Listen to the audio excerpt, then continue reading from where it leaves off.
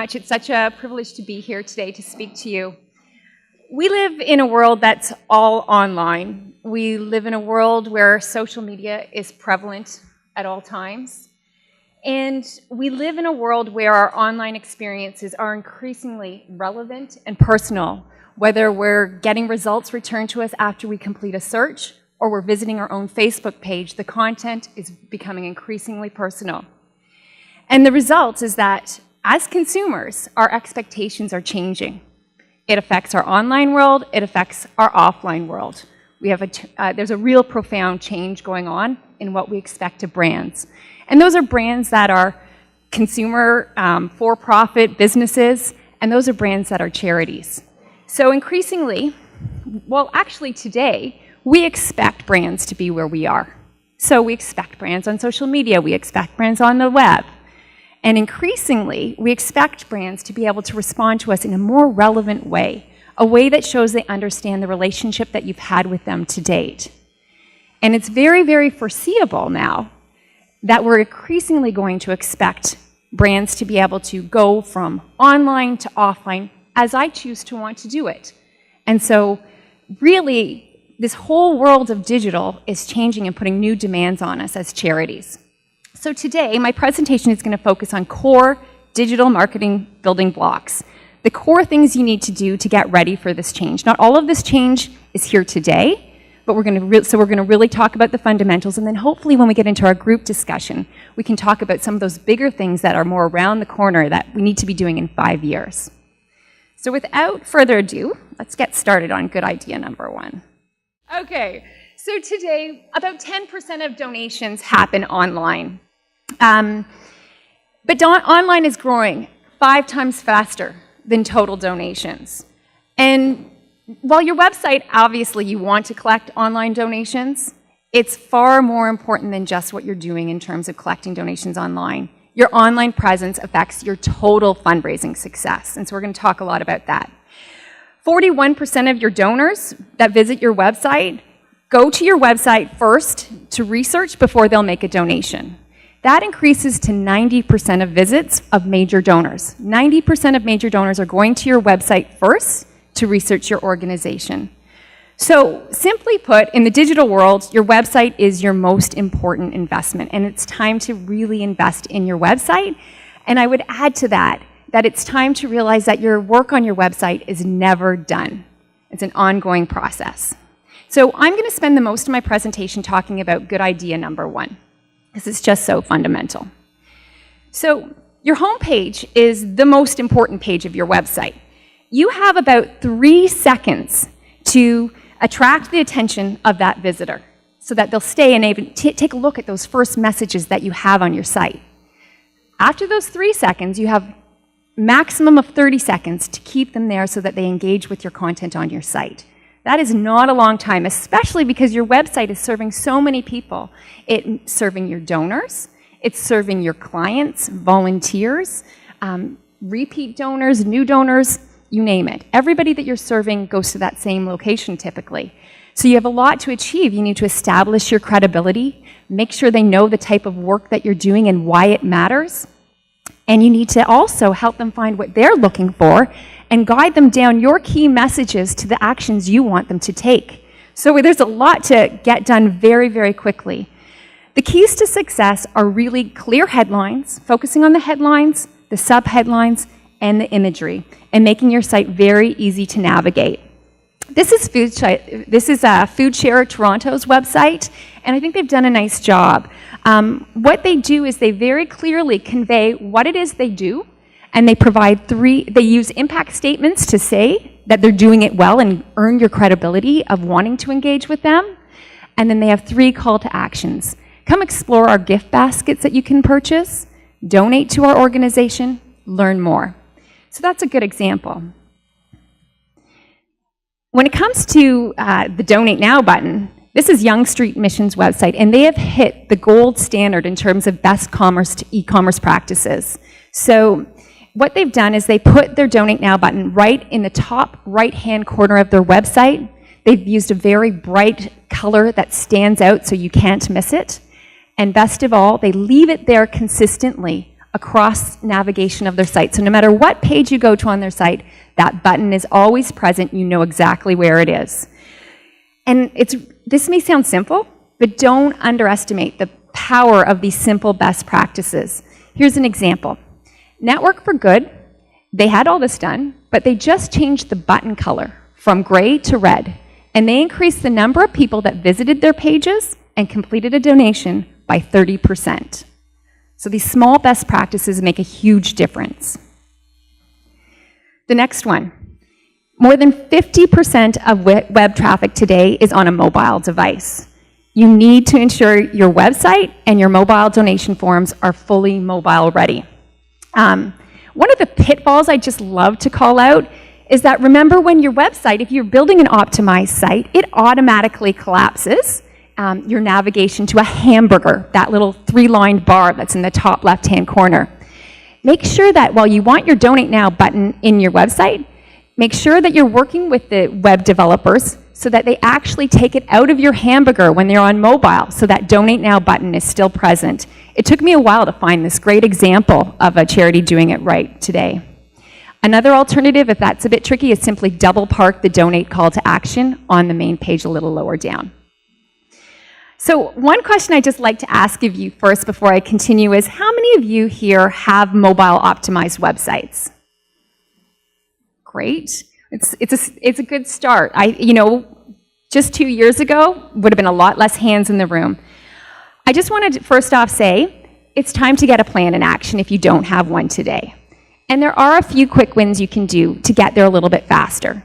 First thing is, make sure that your donation forms, that you're working with a vendor whose forms are mobile optimized. That's going to help you really quick, and it's something you can do before holiday.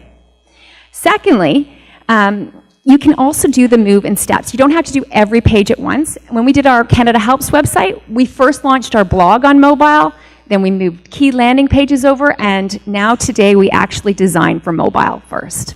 So it can be a continuum. Okay, so while your Donate Now button needs to go to right to a donation form that is ready to accept the vast majority of donations, so one-time, monthly, and tribute gifts, you also need a Ways to Give page on your site. Your Ways to Give page is the way that your supporters know all the ways that they can help you on your site. And it's also really key. It's where you're actually telling them how they can become better supporters of your organization. You're helping them to realize that they can give more regularly to you and give in more ways to you, and you're really helping to help, ultimately these steps will help grow their overall lifetime value to your organization. So a very key page. Make sure to call out on your page, this is Big Brothers, Big Sisters.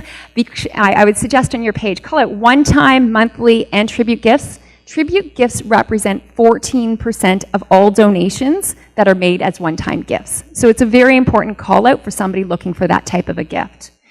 Also include donations of securities, a call to action to fundraise for your charity, to volunteer for your charity. These are all great things to put on your Ways to Give site. What I would caution you about is only provide one option for the same type of gift. So, sometimes you'll go to a website and you'll say, you can give through this website, you can give through CanadaHelps, you can give through PayPal, you can do a variety of different ways to give. That's really just putting extra choices in front of your donors. So just choose one and go with it. Make online donations your primary one because they're there. You want to close the deal today. That said, many people still want to send you a check, so make sure your address is there and then they know how to fill in the rest. So you absolutely want them to know the choices, but you also don't want to go too far. Okay. This next slide I have it's really, I wanted to call out something. When you think about your website, think about it as a funnel. So every time you provide a choice or require a click, that is an opportunity, an invitation for that visitor to your site to drop off, to leave your site. It's just like, do I have the time now? So when you're designing your site, you certainly need many pages, but you really, really want to try and get to the most optimized path and the fewest number of clicks. This is really important on your mobile donation forms. One of the things that I just love to say is that for several years now, the gold standard has been a single form, one page. That's what gets the most visitors to that page to complete a donation. We now have some technology advancements that allow us to chop up that form and stay on the same page, but actually show just a few number of questions. You can see on that far right-hand side, just a few number of questions, and then walk them through the rest of the site, all while being on that same page. So it's really interesting. There's no clear winner, but this is where technology is taking us, and this could be a really interesting option. It's something we'll be launching next month, but it's a really interesting option for a time like holiday, when you know so many visitors to your site are there to give, to actually get them into that process right on the home page. That's an option now. And so we continually have to keep looking, because the best practices change over time as technology changes and as we get more comfortable using technology. Either way, when it comes to your donation forms, we really encourage you to embed them right on your site. You don't, unless your site is not mobile optimized, that would be the only time not to do it, because you want to make sure all those mobile donors have a optimized page. But if your site is mobile optimized, embed it right on your site so that there's not your donors stay right there, and that'll increase your optimization and the number of people that complete a donation as well. Okay, it is hard to drive traffic to your site, so when you get traffic to your site, make sure you keep them. And so one of the things that's really easy to overlook is putting your subscribe to our email list really in a prominent place on your website. Definitely do it. Email is still king when it comes to digital marketing revenue driving. So you definitely want to be growing that list. So make sure it's got a great, easy to find place on your site.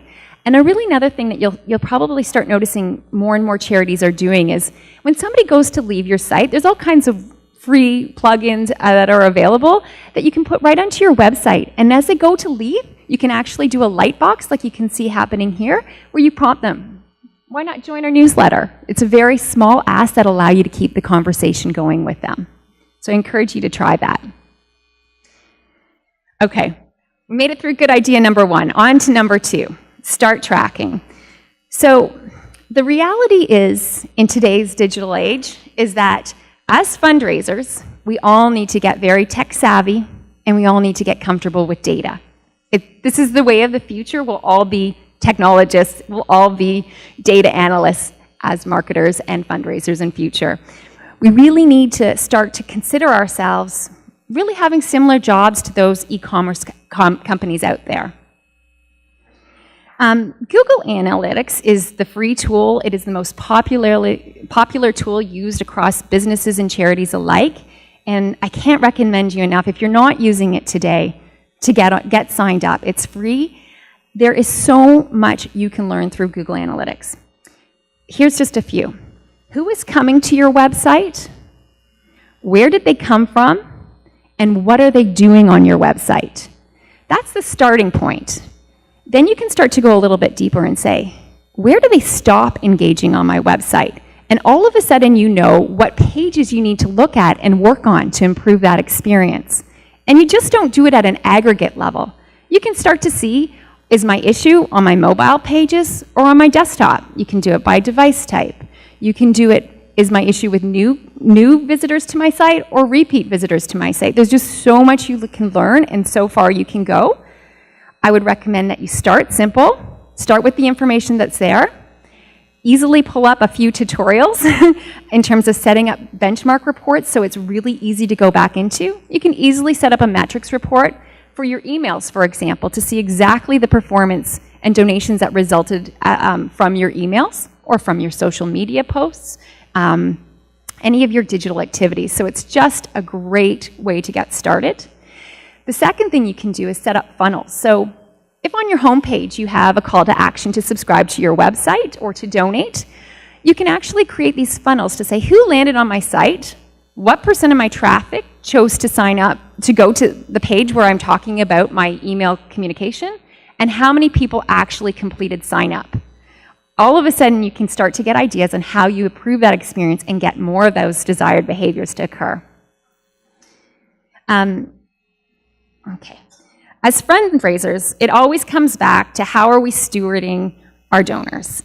And so the insights are really to drive this. It's really to drive your programs. And so analytics can help you understand and segment your supporters and optimize each segment's journey. So in addition to just looking at the information, you can now do tests and figure out what's working and what's not working. And really, this is your best friend because it really allows you to take a look and optimize the experience so that you're increasing the lifetime value of your donor in each stage of their life, each segment. We'll talk a little bit more about that in a second. Before we go on, though, I just want to say that CanadaHelps launched a couple of years ago a complete online digital marketing course, which is for donor acquisition and donor retention. And today we're giving away 10 free passes to our course. So if you'd like to go to surveymonkey.com/r/ch course, just enter your name and email address, and you can win that access to the digital marketing course. It includes a complete section on Google Analytics, including how to get set up. So you may find it really useful if you're not already set up. I'll show this URL again at the end of my presentation as well. Okay, so moving along, personalization of your message. This is our good idea number 3. Data, segmentation, and the donor life cycle journey goes hand in hand with personalization of your message. There are many, many small ways you can personalize your message, like calling somebody by their first name, recognizing that they're a new donor and putting them into a special treatment plan until they, a special welcome series, a special onboarding process until they really understand what your organization's all about, how they can engage with your organization and the impact that you're having. It's great to treat those new supporters in a different way. So a welcome series being one. Other times, often we find at CanadaHelps, it's after somebody's given 2 to 3 gifts to the same charity, they're ready for a monthly donation ask. And so another program might be identifying those donors that are ready to be asked specifically to become a monthly donor. The same goes for another bucket of those that you find they've been longtime supporters, give a little bit more, and they're ready to cultivate a major gift, offering them something maybe a little bit special, a particular project that they can get involved with. So as much as there's these small elements of personalization that you can and should do throughout all of your messaging to deliver that relevant experience, there's also programs you can do, segmenting of your donors to really come up with buckets and implement really effective programs that will in time run for themselves, and you'll continue to reap the rewards as you just tweak and optimize them as you go. And nowhere is this easier to do than online, and you can take that same learning that you get so much faster and in real time from online and then bring it to your total fundraising program as well. Oh, I'm frozen again. Just one moment, I might have to, just a second.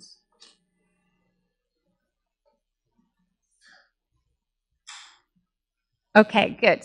So just to make this a little bit more concrete, a program takes some time to really set up and get in place. But I wanted to give you an example of just a small one we have at CanadaHelps. It's our welcome email. The welcome email is probably your hardest working email you'll ever have. We all know that in the world of fundraising, there is a very, very leaky bucket. And it costs a lot more money to gain a new supporter than it does to retain a current one. So this welcome email pays off. It is the best practice and the first priority segmentation campaign to introduce, in our opinion, and across the sector.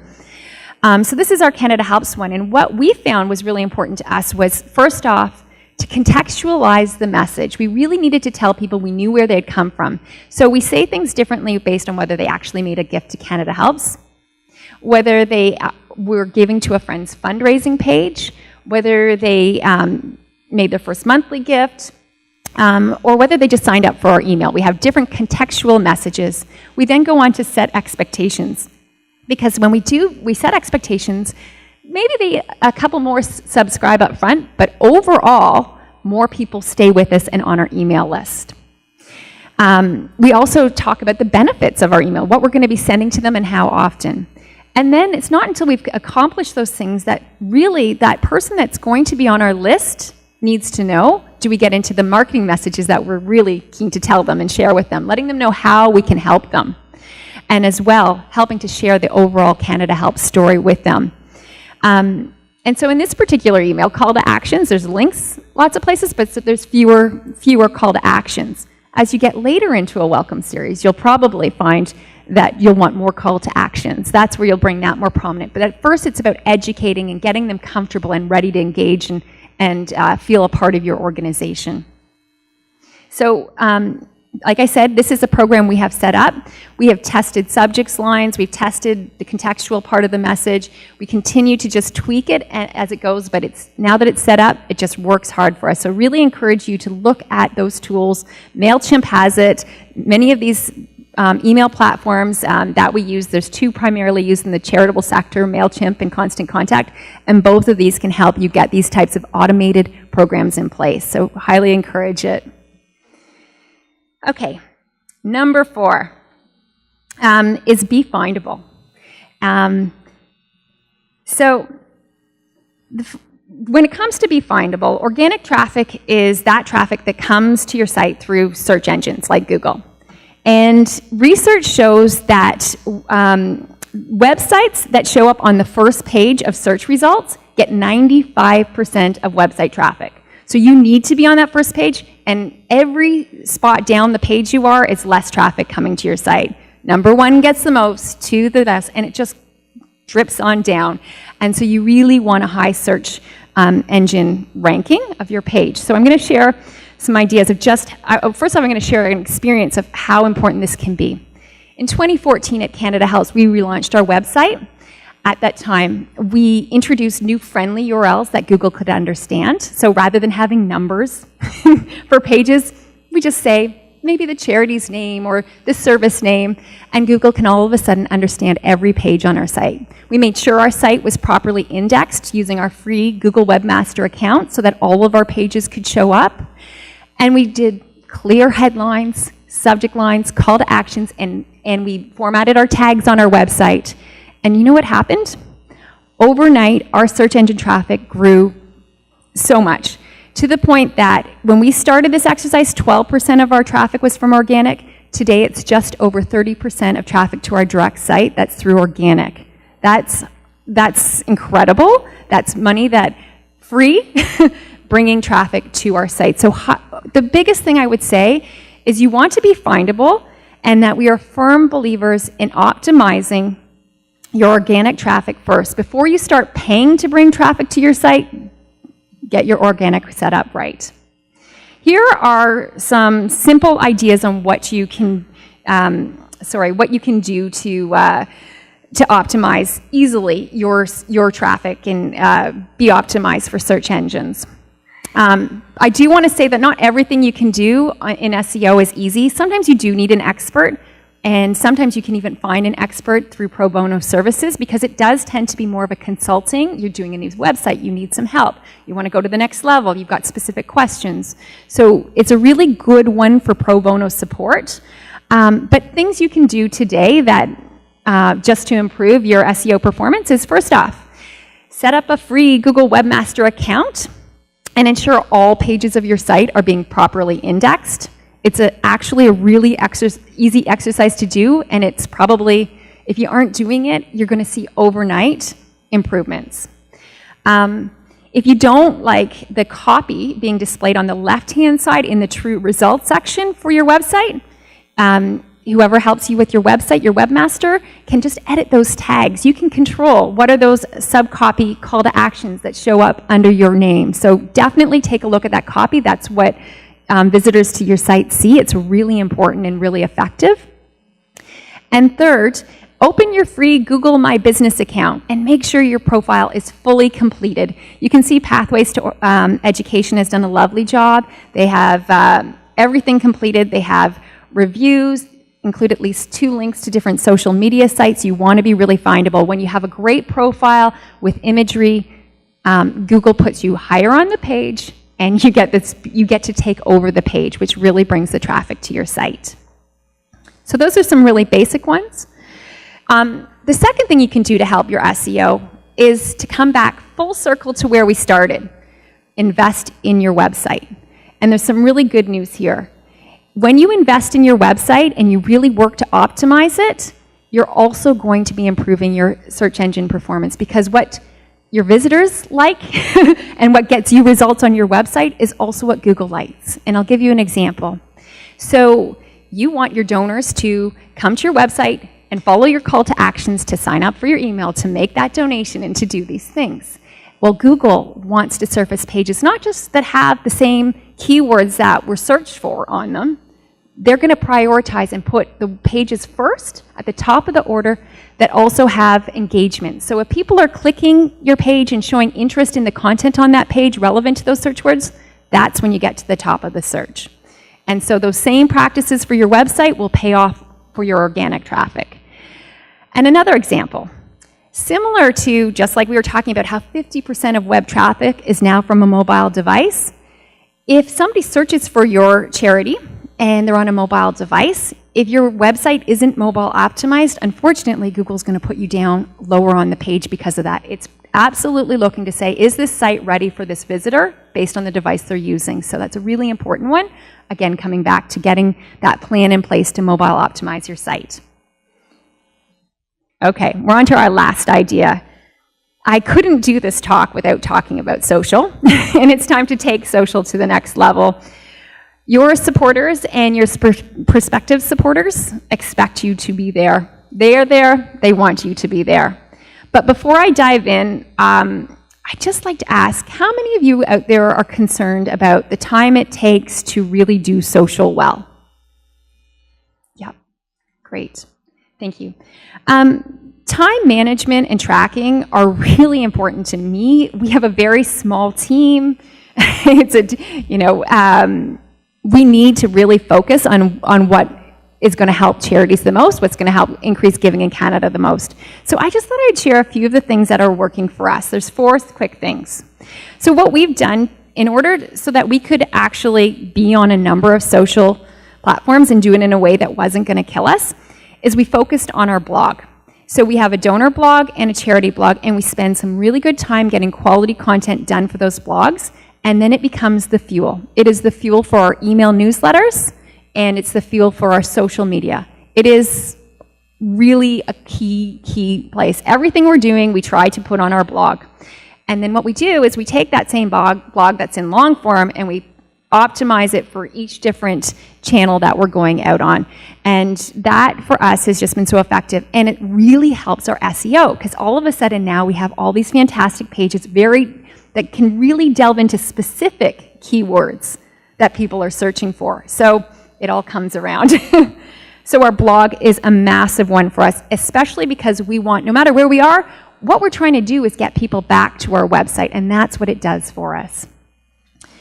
Okay, the second thing we do is that our social media lead spends a lot of her time networking internally. She's collaborating with her colleagues.